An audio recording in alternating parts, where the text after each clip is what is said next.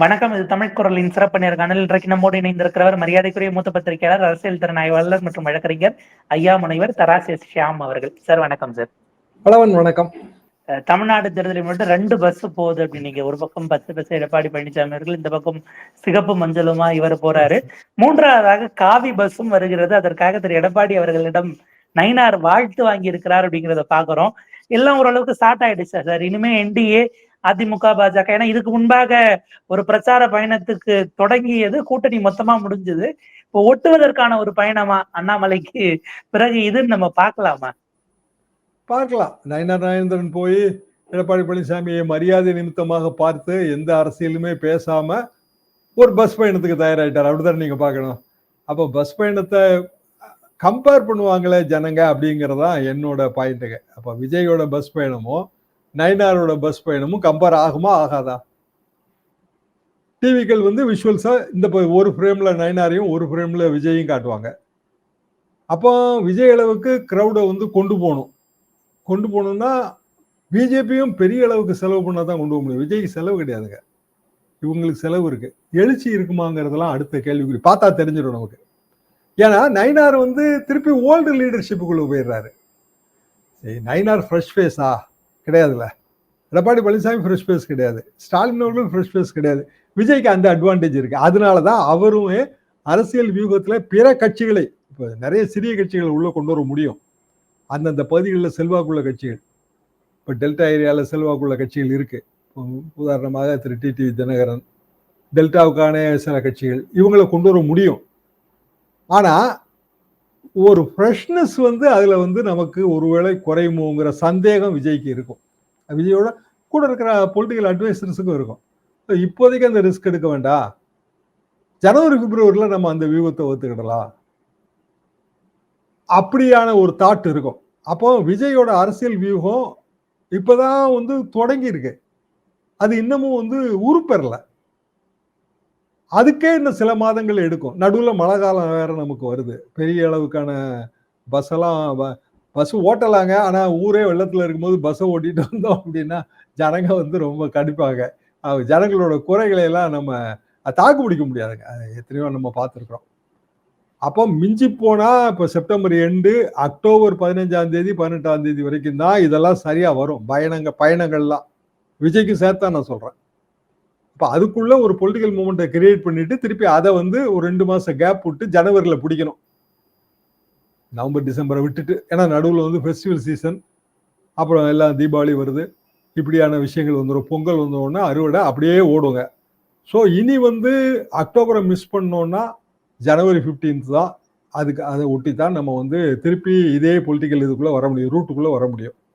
ஆளுங்கட்சிக்கு அட்வான்டேஜ் இருக்கு. அவங்க எப்போ வேணாலும் பாலிடிக்ஸ் உள்ளே இருப்பாங்க. மழை பெஞ்சாலும் நிவாரணம் கொடுக்கறதுக்கு ஆளுங்கட்சி தானே போக முடியும். நிவாரண பொருட்களை வழங்குறதுக்கு உள்ளூர் எம்எல்ஏக்களோ அல்லது உள்ளூர்ல இருக்க பிரமுகர்களோ இல்லை மினிஸ்டர்களோ அவங்க தான் போவாங்க. அந்த அட்வான்டேஜ் மற்றவங்களுக்கு கிடையாது. அப்போ அவங்க அதை தங்களுக்கான சாதகமான விஷயமாக பயன்படுத்திக் கொள்ள பார்ப்பார்கள். ஆளுங்கட்சி கூட்டணி அது பழைய கூட்டணியா இருக்கு. 7-8 வருஷமா அந்த கூட்டணி நீடிச்சு இருக்கும்போது அது கூட்டணி கட்சிகளுக்கும் அந்த அட்வான்டேஜ் கிடைக்கும். அதனாலதான் விஜய்க்கு கூட்டணி கட்சிகள்னு யாரும் அவர் இத்தனைக்கும் ஆட்சியில பங்குன்னெலாம் சொல்லி அப்பவும் வரல. இப்போ காங்கிரஸ் எம்எல்ஏ, கிள்ளியூர் எம்எல்ஏ எவ்வளவு நாளைக்குங்க காங்கிரஸ் இப்படியே இருக்க முடியும், எங்களுக்கு ஆட்சியில பங்கு வேணும்ன்றார். அதுக்கெல்லாம் வாய்ப்பே இல்லை. என்ன காரணம் அப்படின்னா, மிக இயல்பாக காங்கிரஸ் கட்சிக்கு கொடுக்கக்கூடிய சீட்டுகளின் எண்ணிக்கைங்கிறது பிஜேபிக்கு என்ன சீட் கிடைக்குதோ அதுக்கு 4-5 தொகுதி முன்ன பின்ன இருக்கும், அவ்வளவுதான்.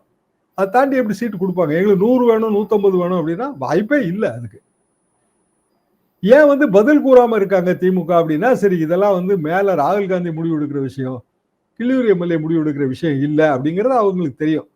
இப்ப பதில் சொல்லி பிரச்சனையை வளர்க்க வேண்டாம் அப்படின்னு இருப்பாங்க. ஆனால் ஒரு சிக்கல் இருக்கு. திமுக பழைய கட்சி, அதுல பழைய தலைவர்கள் இருப்பாங்க. அவங்க டக்குன்னு பதில் சொல்ல ஆரம்பிச்சாங்கன்னா காங்கிரஸுக்கும் திமுகவுக்கும் இடையிலான மனஸ்தாபமா அது மாறிடும். அப்போ ஸ்டாலின் அவர்கள் கட்சியில் இருக்க சீனியர் லீடர்ஸ் எல்லாம் அடக்கி வைக்கணும். நீங்க ஒன்றும் பதில் சொல்லாதீங்க என்று அடக்கி வைக்க வேண்டும். அடக்கி வைத்திருப்பாருன்னு நான் நினைக்கிறேன். ஏன்னா இப்ப இது வரைக்கும் அந்த ரியாக்ஷன்ஸ் எதுவும் வரல நமக்கு. இத்தனைக்கும் கிள்ளூர் எம்எல்ஏ ரொம்ப பேசுறாரு, கண்டிப்பா ஆட்சியில பங்கு கொடுக்கணும், காங்கிரஸ் கட்சி எவ்வளவு நாளைக்கு தான் இருக்கும், நிர்வாகத்துல பங்கு இல்லைன்னா ஜனங்களுக்கு எப்படி நம்ம சேவை செய்ய முடியும், இந்த கேள்வி எல்லாம் கேட்கிறாரு. இதெல்லாம் ஏற்கனவே பலமுறை கேள்வி கேட்ட விஷயங்கள் தான். ஆனா செல்வ பெருந்தகை தான் இன்னைய தேதிக்கு மாநில தலைவர். அவரு முடிவு, அதுக்கு பிறகு மத்திய தலைமை முடிவு. இதை தாண்டி முடிவு கிடையாது. இதே பிஜேபி இதே குரல் எல்லாம் எழுப்பி இப்போ அடங்கிட்டாங்க. இப்ப சமீப காலமா பாத்தீங்கன்னா அவங்க கோட்டையில எங்க மந்திரிகள்ங்கிற அந்த ஸ்லோகனுக்குள்ள போறதே இல்லை. போக முடியாதுன்னு தெரிஞ்சிருச்சு, அவ்வளவுதான். அதாவது பிஜேபிக்கு ஆட்சியில பங்கு கிடையாது, அதிமுக ஆட்சிக்கு வந்தா, காங்கிரஸுக்கும் ஆட்சியில பங்கு கிடையாது, திமுக ஆட்சிக்கு வந்தா. இதுதான் நிலவரம். தேர்தலுக்கு பிறகு அது என்ன நிலவரம்னு நமக்கு தெரியாது. மெஜாரிட்டியே கிடைக்காத மைனாரிட்டி ஆட்சி வந்தா நீங்க கொடுத்தா ஆகணுங்கிற நிலைமை வரலாம். அப்ப கூட கலைஞர் மாதிரி பாண்டிச்சேரியில நீங்க ஆட்சி, தமிழ்நாட்டுல நாங்க ஆட்சின்னு அப்படியும் பிரியலாம். ஏன்னா அதே மாதிரி பிஜேபிக்கு அப்படியான ஒரு நிலைமை வரலாம். ரெண்டுமே பாண்டிச்சேரியில இருக்கிறதுனால நான் சொல்றேன். பாண்டிச்சேரி ஆட்சியிலேயே அவங்க இருக்கிறதுனால அப்படியான நிலைமையும் வரலாம். அப்போ விஜய் எந்த இடத்துல முக்கியத்துவம் பெறுகிறார், எந்த இடத்துல முக்கியத்துவம் பெறுகிறார்னா, தமிழ்நாட்டுல பிஜேபி சேர்ந்தவங்க ஜெயிக்கவே கூடாதுன்னு ஒரு குரூப் நினைக்கும்ல, அவங்க கிட்ட அவர் முக்கியத்துவம் பெறுவார். சரிங்க, திமுக வரட்டுங்க, அதிமுக வரட்டுங்க, விஜய் வரட்டும், அப்படி கூட அது காம்பினேஷன் மாறும். இப்போ விஜய் ஜெயிக்கணும்னா என்ன வழி? சின்ன பார்ட்டிகளை எல்லாம் உள்ள சேர்க்கணும். லோக்கலா அவங்களுக்கு இன்ஃப்ளூயன்ஸ் இருக்கும். 2 தொகுதி 1 தொகுதி ஜெயிக்கக்கூடிய வல்லமை இருக்கும். அப்படி யாரெல்லாம் இருக்கா? ஓபிஎஸ் பையன், தேனி பெரியகுளம் ஏரியா, டிடிவி, தேனி பெரியகுளம் மற்றும் டெல்டா போன்ற ஏரியாக்கள், கிருஷ்ணாமி, அதே மாதிரி ஜான் பாண்டியன், தேமுதிக, கொங்கு மண்டலத்தில் இருக்கிற சில கட்சிகள், இவங்களை அவர் சேர்க்கணும். காங்கிரஸ் கட்சி வரும் அப்படின்னு காத்திருந்தாங்கன்னா அதெல்லாம் வரவே வராது. அதுக்கு வாய்ப்பு இல்லை. ஏன்னா தேசிய அளவில் ராகுல் காந்தி பார்லிமெண்ட்ல எழுந்து பேசுவதற்கு பின்புலமாக திமுக எம்பிக்கள் இருக்காங்க.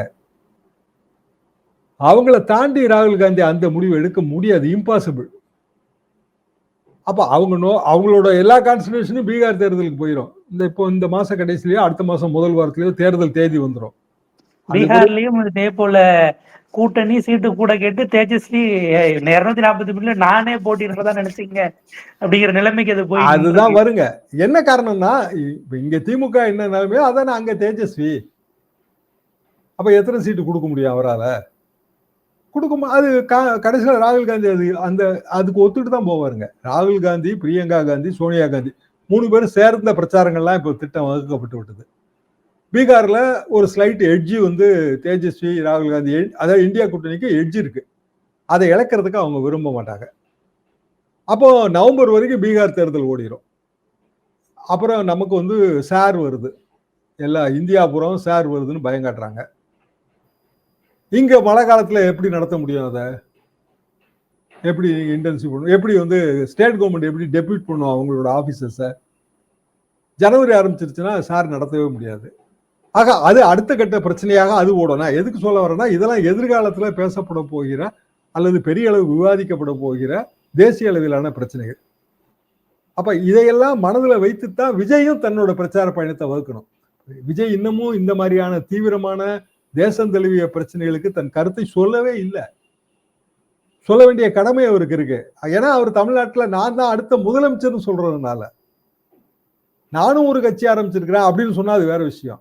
நான் கட்சி ஆரம்பிச்சிருக்கேன், அது திமுகவுக்கு போட்டி, நான் தான் அடுத்த முதலமைச்சர்னு சொல்லும்போது அப்ப நாடு தழுவிய பிரச்சனைகள் தமிழ்நாடோட ரெஸ்பான்ஸ் அவர் சொல்லணும். ஏன்னா தமிழ்நாட்டோட 100 வருஷ அரசியல் பாரம்பரியத்தை அவர் தன்னகத்தை எடுத்துக்கொள்கிறார்.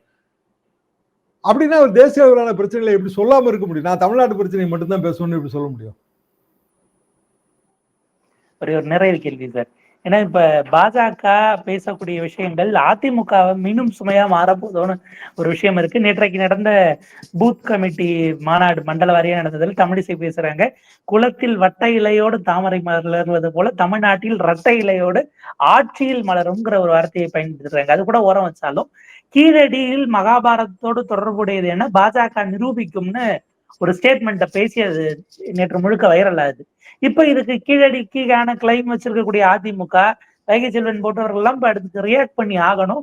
ஒட்டுமொத்த தமிழ்நாடு ஒரு பக்கம் பாஜக போகும்போது கூட்டணிங்கிற வகையில அவங்களை டிஃபெண்ட் பண்ற இடத்துக்கு அதிமுக நெருக்கடிக்கு போகும்ல. பாஜக வேற ஒரு டோனை எடுக்கணுமா இப்ப இமீடியட்டா? பொதுவாக பாரதிய ஜனதா தலைவர்கள் அந்த தேசிய கண்ணோட்டம் என்னவோ, அந்த நீரோட்டம் என்னவோ அதுக்கு ஒப்பதான் அவங்க கருத்து சொல்றாங்க. அதான் அதோட சிக்கலே. அது இந்தி திவசா இருந்தாலும் சரிதான், கீழடியில் மகாபாரதமா இருந்தாலும் சரிதான், எல்லாமே அவங்க தேசிய அளவுல என்ன வட இந்திய தலைவர்கள் என்ன சொல்றாங்களோ அந்த கருத்தை தான் இங்க அவங்க பிரதிபலிப்பாங்க. நமக்கு ஓட்டுக்கு அது இடிக்கும் எப்போதுமே. காங்கிரஸும் முன்னாடி அப்படிதாங்க இருந்துச்சு. இப்பப்ப அதுல கொஞ்சம் உஷாரா இருக்காங்க. அவங்க அந்த மாதிரி கான்ட்ரவர்சியல் சப்ஜெக்டுக்குள்ள வரதே கிடையாது. கீழடிக்கு மகாபாரத்துக்கு என்ன தொடர்பு இருக்கு, எப்படி நிரூபிக்க போறாங்க, இது வரைக்கும் நடந்த எந்த அகழ்வாராய்ச்சியிலையும் அப்படியான ஒரு சான்று நமக்கு கிடைக்கவே இல்லை. அப்ப ஏற்கனவே தமிழ்நாடோட தட்ப வெட்பமே வேற. தமிழிசைக்கு தெரியாம இருக்க வழி கிடையாது. ஏன்னா அவங்க தந்தையார் குமரிநந்தன். அது தெரியாம இருக்க வழியே கிடையாது. அப்படின்னா அவங்க ஜஸ்ட் தேசிய தலைமையோட கவனத்தை கவர்றதுக்கு தான் இதெல்லாம் பேசுறாங்க. அப்படிதான் நம்ம பொருள் கொள்ள முடியுது. அது இங்க லோக்கலா அதிமுக இடிக்குங்கிறதும் எல்லாருக்குமே தெரியும். அதிமுக எடப்பாடி பழனிசாமி முதலமைச்சர் ஆகும் அப்படின்னா கீழடி நாகரிகத்தை விட்டு கொடுத்துட்டு முதலமைச்சர் ஆவாரா? இது ஒரு சிக்கலான ஒரு பெரிய பிரச்சனைங்க. விஜய் கேபிட்டலைஸ் பண்ணணும்ல இதுல. திமுக பண்ணிருங்க, அதுல ஒன்றும் சந்தேகம் கிடையாது. திமுகவுக்கு போட்டியா இருக்கிற ஒருத்தரும் அதை அவர் அதை எடுக்கணும்ல, அந்த கான்ட்ரவர்ஷியல் பாயிண்ட. அப்படி எடுப்பாங்களாங்கிறது தெரியல. ஒரு குறைஞ்சபட்சம் ஒரு அறிக்கையாவது விட்டு மறுப்பு சொல்லணும். நீங்கள் எப்போதும் குறிப்பிடுகிற இந்த பிரைம் டிஃபெண்டர் ஆஃப் தமிழ் ஐடென்டிட்டிங்கிற இடத்துக்கு வரணும். பிரைம் டிஃபெண்டரா தமிழ் ஐடென்டிட்டிங்கிற இடத்துக்கு திமுக எப்போதுமே வந்து விட்டது. திமுகவுக்கு போட்டியா களத்துக்குள்ள வரவங்களும் அதை நோக்கி தான் டிராவல் பண்ண முடியும்.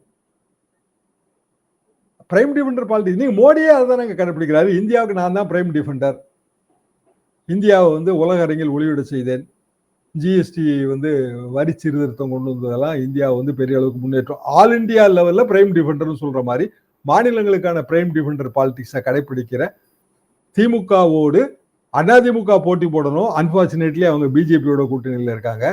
விஜய் போட்டி போடணும். அன்பார்ச்சுனேட்லி அவருக்கான அரசியல் வியூகம் தெளிவா இல்லை. கண்டிப்பாக சார், ஒரு விரிவான உரையாடல். 1967 77 திரும்ப திரும்ப கோட் பண்றாங்க. பட் அது எதுவுமே 2 ஆண்டுகளில் உருவானது இல்லை அப்படிங்கிறதுல புரிஞ்சு பார்க்கலான்னு பார்ப்போம். 77 அந்த 3வது 4வது ஃப்ரண்ட்டுகள் அதிகமாக வாங்கியதன் காரணமாக சில விளைவுகள் நடந்ததையும் நம்மளால பார்க்க முடியுது. மேபி வரலாறு திரும்புகிறதாங்கிறத நம்ம பொறுத்திருந்து பார்ப்போம். அடுத்தடுத்த கட்டங்களுக்கு எப்படி போகுதுங்கிறதையும் பேசலாம். நீண்ட அனுபவத்திலிருந்து பல விஷயங்களை பகிர்ந்துக்கிட்டீங்க. உங்க நேரத்துக்கும் கருத்துக்களுக்கும் மிக நன்றி சார்.